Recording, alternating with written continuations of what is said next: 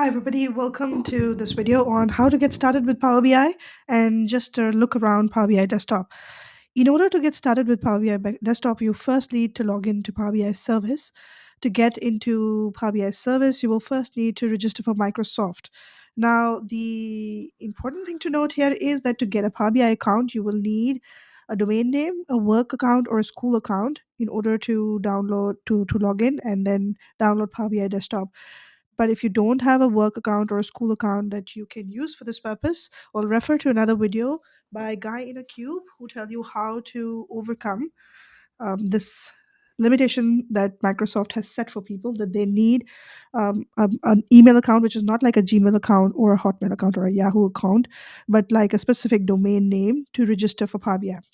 Now, let's say you have registered for Power BI, and the next step you need to do is go and download Power BI Desktop. This will help you get Power BI on your system. So when you open your Power BI Desktop, this is where it will open up. So let's just shut down that initial video, and this is all the different ways you can bring in data into Power BI, which is the first thing you should be doing when you open up your Power BI Desktop. So let's just click on Get Data to start with, and that opens up a window, hopefully. And what I did was click on Get Data and Web, and that opened up an area where I could put in a web address. I have that web address handy, so I'm pasting it in and giving it a minute to think about. So while it's thinking and doing its thing, I'm just going to show you through this structure a little bit. What we have here are the three views in the Power BI desktop, which is one is your report view, the other is your data view, and the third is your model view. And this is where you have your panes. Right now you see three panes. There could be more panes depending on what you click on. And this is your page navigator. This is where you see your page one, page two, and you can create new pages by just clicking on plus sign. So now what has happened here is different tables that exist on that page have opened up here. You can go through these tables by previewing the data here in this pane. And now I'm just going to click on individual factor scores. And I know from having looked at this before that this is the table that we want to work with. So I check it here and click on transform data. So when I click on transform data, it opens up Power Query Editor, which gives me an opportunity to play with data and then modify it and transform it to help with my analysis. So there are lots of different things that I can do here. One is I can bring in new data. I can transform this data. I can add a column. I can do some viewing stuff, such as looking at the source, query dependence. I also have certain other tools. These are diagnostics to find errors, and then there is a help tab. Most importantly, it's transform and add column, which I use most of the time. So in transform, you can do stuff like pivoting a column, replacing values in a columns. If Power BI does not identify your headers as headers, you can say use first row as headers. You can also split a column. You can format data types, and you can also set date, time, columns. You can run an R script, Python script if you have complicated transformations. And everything you do just sort of gets listed here as a step. And then you can delete a step, move a step, and you can do all of these wonderful things in Power BI, which give you a lot of control over your data, which is a fantastic thing and makes working in Power BI very easy. So what your job is to know what all these transformations are, and it'll make your job very easy to work with Power BI. So this is about the Power BI query editor. We're just going to close this window and go back to what is the report view. So this is the report view. I'm just going to hit on apply changes and let it think for a bit, and then we can start playing with the front end, the report view.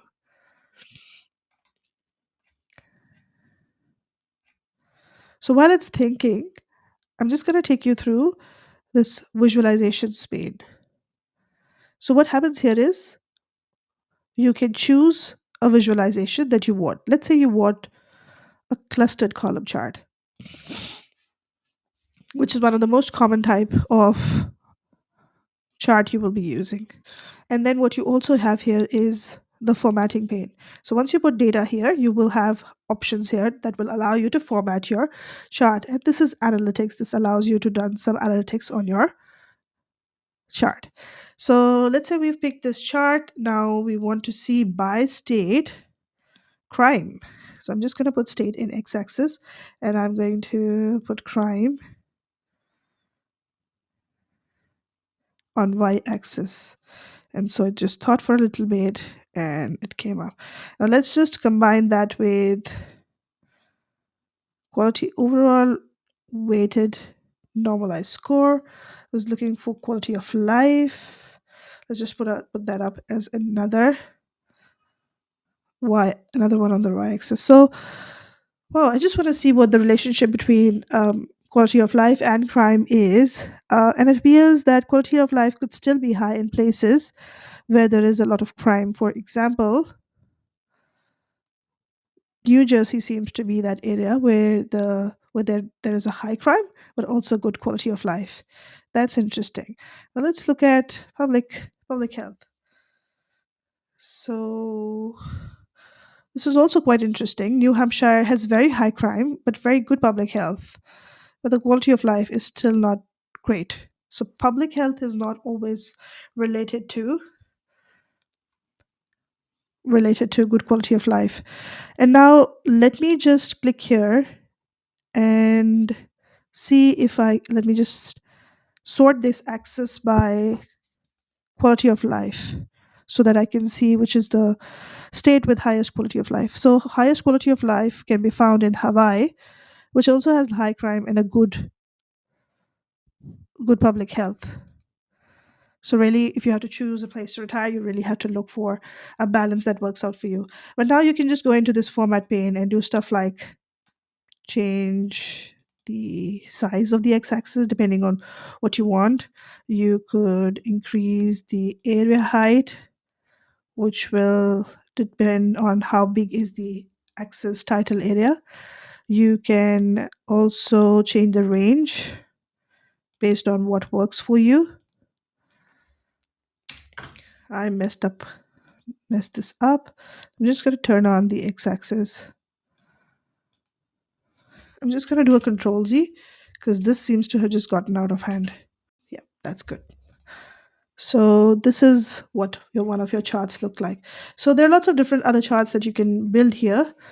So I'll just go take you through what other things you can do here. You can also insert text boxes. You can insert buttons, shapes, images. You can also add a new column to your data model. You can add a new measure. You can also add parameters, which is slightly complicated but very helpful if you want to enter different values and see how your data changes. And you can also optimize your Power BI reports in order for them to perform better. So, this is meant to be an introduction to Power BI and just show you where everything is in Power BI. What the last thing I will show you is the filters pane. And in views, what you can also get is bookmarks pane, selection pane, performance analyzer pane, and a sync slicer pane. So these are all very detailed stuff. So you will probably not explore these, but we are going to definitely try and see what filters are.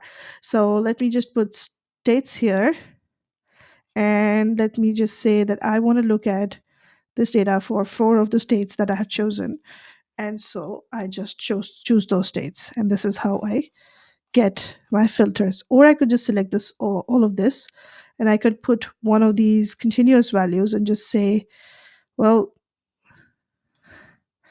give me everything that is greater than 50 for quality of life, because that's my minimum.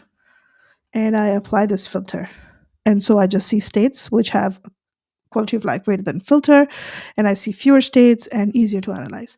So that's your filters pane. So with this, I will end this video, and in the next video, I will talk more about how to combine data and transform data in Power BI. Keep a lookout for that particular video. Thank you.